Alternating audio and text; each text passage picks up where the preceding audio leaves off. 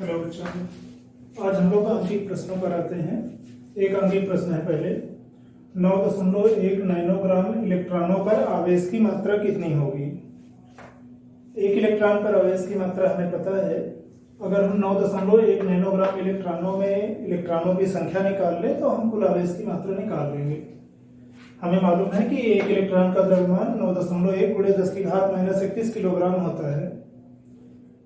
अब हम इसका मतलब यह है कि 9.1 × 10⁻31 किलोग्राम इलेक्ट्रॉनों में इलेक्ट्रॉनों की संख्या 1 होगी।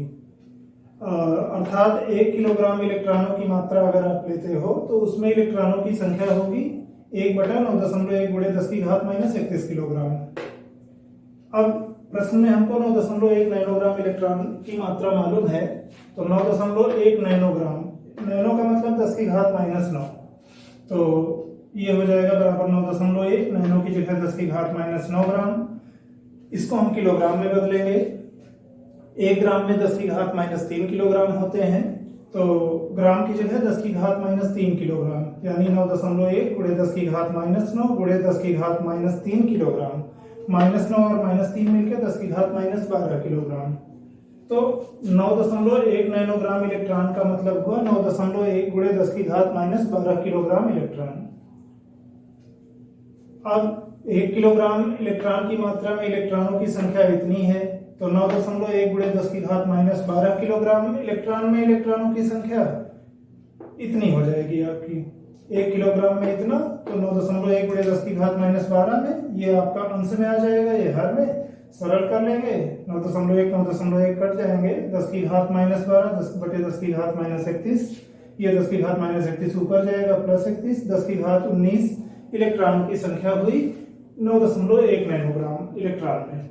अब एक इलेक्ट्रॉन पर आवेश की मात्रा आपको मालूम है 1.6 × 10⁻19 कूलम होती है आवेश में, तो 10⁻19 इलेक्ट्रॉनों में कितनी होगी उतने से गुणा कर दो। 1 इलेक्ट्रॉन पर आवेश गुणे इलेक्ट्रॉनों की संख्या, सरल कर लेंगे और 1.6 कूलम आवेश। दूसरे प्रश्न पर आते हैं। ऊन से रगड़े जाने पर पॉलीथीन का टुकड़ा 3 × 10⁻⁷ कूलम ऋणावेश से आवेशित पाया गया। इलेक्ट्रॉनों की कितनी संख्या किस पदार्थ से स्थानांतरित हुई है, इलेक्ट्रॉनों की संख्या भी ज्ञात करो जो स्थानांतरित हुई है।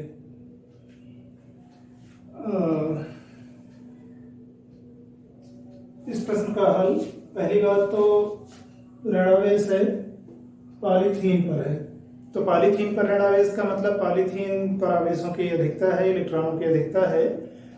इसका मतलब रगड़े घर्षण द्वारा आवेशन में ऊन से पॉलीथीन पर इलेक्ट्रॉन गए हैं, तो पॉलीथीन ऋणावेशित है, अतः उस पर इलेक्ट्रॉनों की अधिकता होगी, अतः इलेक्ट्रॉन ऊन से पॉलीथीन में गए हैं। तो एक बात तो ये किससे किसमें स्थानांतरित हुए हैं। अब स्थानांतरित इलेक्ट्रॉनों की संख्या निकालनी हो तो हम लोग आवेश के क्वांटमीकरण से निकाल लेंगे। अभी प्रश्न में हमको क्या मालूम है, आवेश की मात्रा दी हुई है। आवेश की मात्रा Q बराबर 3 × 10⁻⁷ कूलम। स्थानांतरित इलेक्ट्रॉनों की संख्या n निकालना है। सूत्र हम लोगों के पास आवेश के क्वांटमीकरण से है Q बराबर यानी Q किसी वस्तु पर उपस्थित आवेश की कुल मात्रा है, n स्थानांतरित इलेक्ट्रॉनों की संख्या है, E मूल आवेश है। यहां से हमें n निकालना है, तो n बराबर Q/E। E मूल आवेश है, इसका मान इलेक्ट्रॉन पर आवेश की मात्रा के बराबर होता है 1.6 × 10⁻19 कूलम। अब इस सूत्र में हम लोग मान रख देंगे। n स्थानांतरित इलेक्ट्रॉनों की संख्या निकालना है। आवेश Q दिया हुआ है 3 × 10⁻⁷ कूलम, और मूल आवेश e बराबर 1.6 × 10⁻19 कूलम। ये भी कूलम में है, ये भी कूलम में है, इन दोनों का अनुपात एक संख्या आएगी। सरल कर लेंगे, गुणांकों को एक साथ कर लेते हैं, 3/1.6 गुणे और 10 की घातों को एक साथ, 10⁻⁷ और 10⁻⁻19, ये ऊपर आएगा तो +19।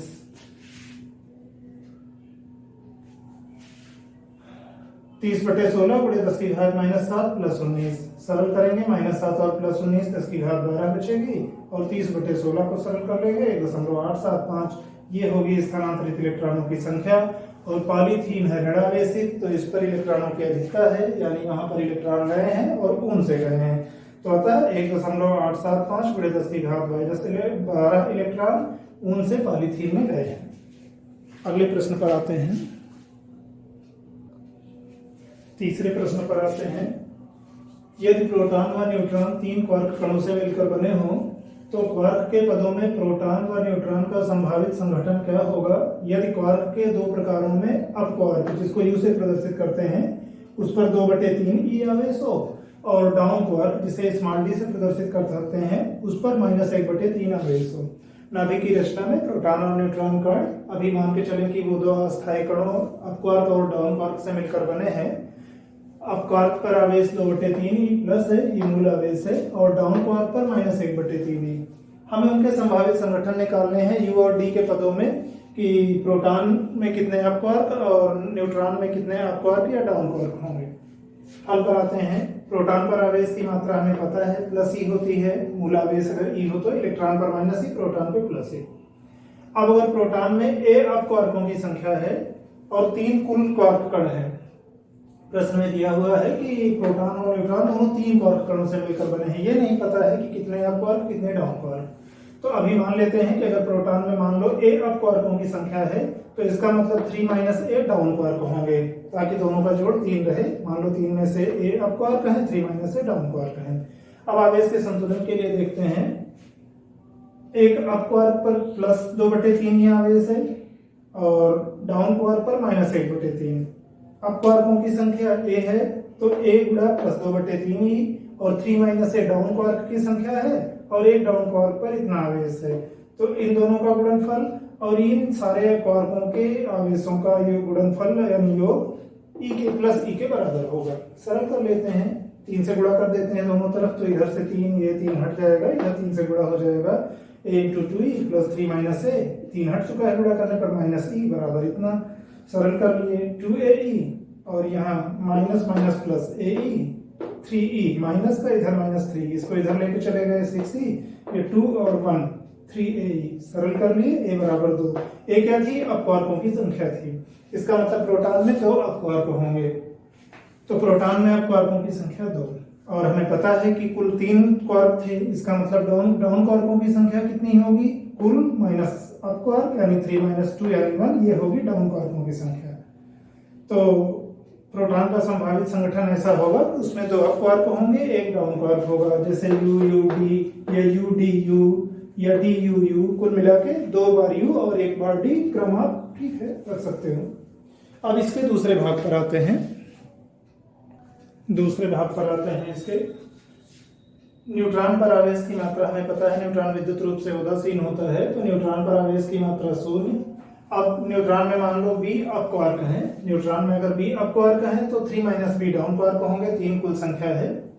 अब उसी तरह आवेश संतुलन के लिए B अप क्वार्कों का आवेश, 3 - B डाउन क्वार्क का आवेश, और इन दोनों का योग होना चाहिए 0। सरल कर लेंगे, 3 से उसी तरह गुणा कर दिए, तो इधर ये 2B, इधर 3 - B, ये 3 हट गया, इधर 0 ही है। सरल करते गए और ये हमारा यहाँ से मिला B बराबर 1। B है अप क्वार्कों की संख्या, इसका मतलब न्यूट्रॉन में अप क्वार्क कितने होंगे? 1, और कुल 3 क्वार्क हैं, तो इसका मतलब डाउन क्वार्कों की संख्या 3 - B यानी 3 - 1 यानी 2 होगी। तो न्यूट्रॉन का संभावित संगठन UDD टाइप का होगा, मतलब 1 बार U 2 बार D। अब क्रम आप यहाँ बदल सकते हो, UDD या DUD या DDU, तो ठीक। अभी फिलहाल ये 3 उदाहरण, बाकी फिर कल आगे।